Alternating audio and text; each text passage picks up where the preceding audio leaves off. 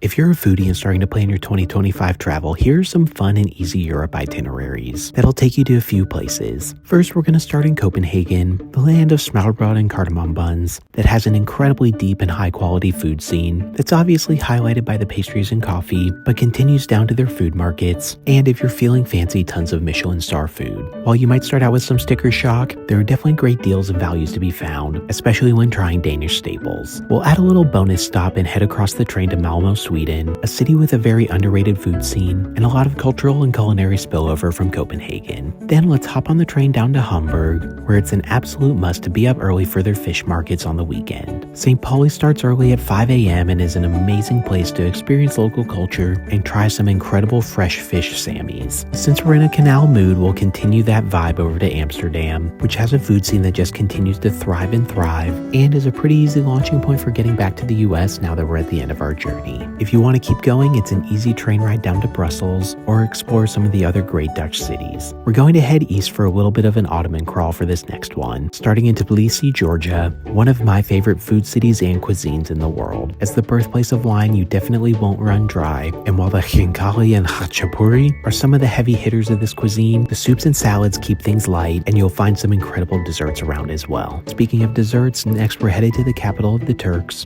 and enjoying Istanbul and the incredible culinary scene that is there as one of the pivot places of the world. You'll find food and people from all over the planet, but the treats and hospitality here in Turkey are truly the highlight, where you will definitely not go hungry and will leave with a very satisfied sweet tooth. From there, let's make the hop over to Athens, or really anywhere in Greece. There's so much more to Greek food than what we get in the States, as an incredibly rich cuisine, and Athens will give you more than you could ever ask for. But wherever you go in this country, you're going to find regional twists, and so this definitely doesn't need to be a one-stop shop. Last, we'll take a little tour of Eastern Europe, starting in the Balkans and headed north. To me, Belgrade, Serbia is one of the most underrated cities in the world, and its culinary scene definitely holds its mettle against many of the more popular giants in Europe. You'll find an incredible cafe culture here, and it's the perfect place to get a great introduction to Balkan food before we head a little north up to Budapest. If you're not a soup and a bread bowl type of person, then maybe this tour is not for you. But between goulash, langos, and chimney cakes, we're going to be on a soup and bread heavy diet here, which I am absolutely not mad about.